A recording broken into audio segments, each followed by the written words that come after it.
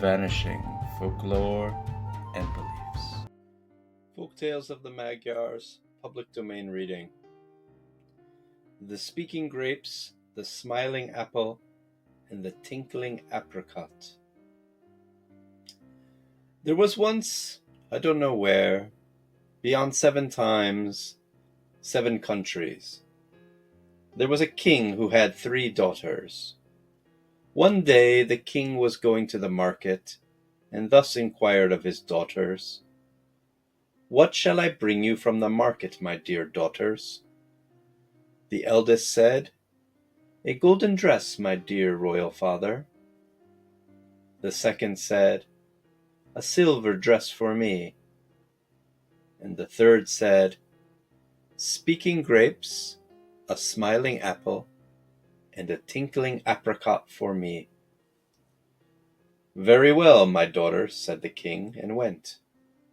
He bought the dresses for his 2 elder daughters in the market as soon as he arrived. But in spite of all exertions and inquiries, he could not find the speaking grapes, the smiling apple, and the tinkling apricot. He was very sad that he could not get what his youngest daughter wished for. She was his favorite.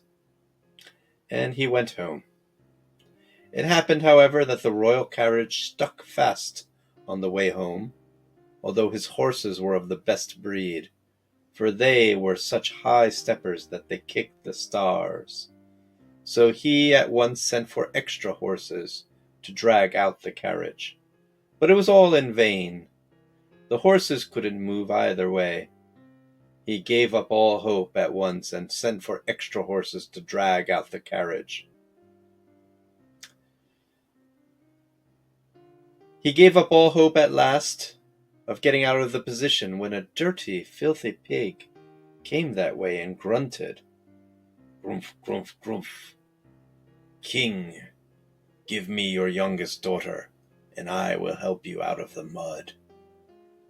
The king, never thinking what he was promising, and over anxious to get away, consented, and the pig gave the carriage a push with his nose, so that the carriage and horses at once moved out of the mud.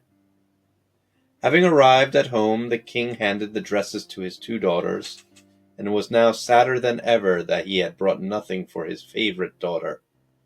The thought also troubled him that he had promised her to an unclean animal.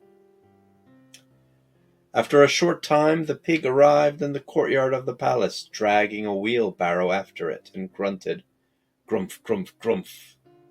King, I've come for your daughter." The king was terrified, and in order to save his daughter, he had a peasant girl dressed in rich garments, embroidered with gold, sent her down and had her seated in the wheelbarrow. The pig again grunted, "Grumph, grumph, grumph. King, this is not your daughter." And taking the barrow, it tipped her out.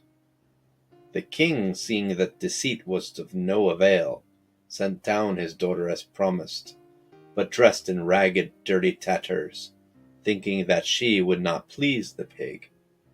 But the animal grunted in great joy, seized the girl, and placed her in the wheelbarrow. Her father wept.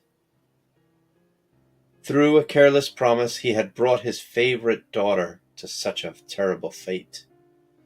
The pig went on and on with the sobbing girl, till after a long journey it stopped before a dirty pigsty and grunted, "Grumph, grumph, grumph. Girl, get out of the wheelbarrow." The girl did as she was told. The pig grunted again, "Go into your new home." The girl, whose tears were now streaming like a brook, obeyed. The pig then offered her some Indian corn that it had in a trough, and also its litter, which consisted of some old straw for a resting place. The girl had not a wink of sleep for a long time, till at last, quite worn out with mental torture, she fell asleep. Being completely exhausted with all her trials, she slept so soundly that she did not wake till the next day at noon. On awakening, she looked around and was very much astonished to find herself in a beautiful fairy-like palace, her bed being of white silk with rich purple curtains and golden fringes. At the first sight of her waking, her maids appeared all around her, awaiting her orders and bringing her costly dresses. The girl, quite enchanted with the scene, dressed without a word, and the maids accompanied her to breakfast in a splendid hall, where a young man received her with great affection. "I am your husband, if you accept me, and whatever you see here belongs to you," said he, and after breakfast he led her into a beautiful garden.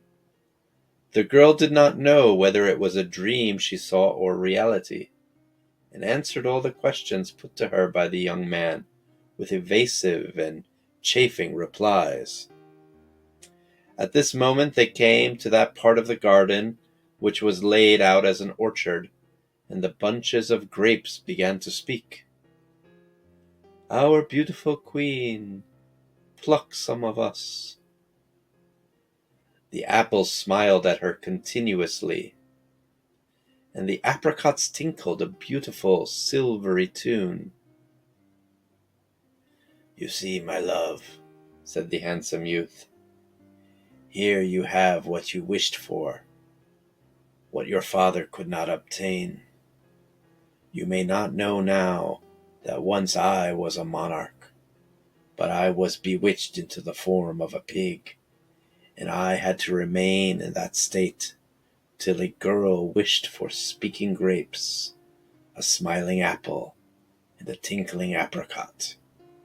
You are the girl, and I have been delivered, and if I please you, you can be mine forever." The girl was enchanted with the handsome youth and the royal splendor, and consented. They went with great joy to carry the news to their father, and to tell them of their happiness.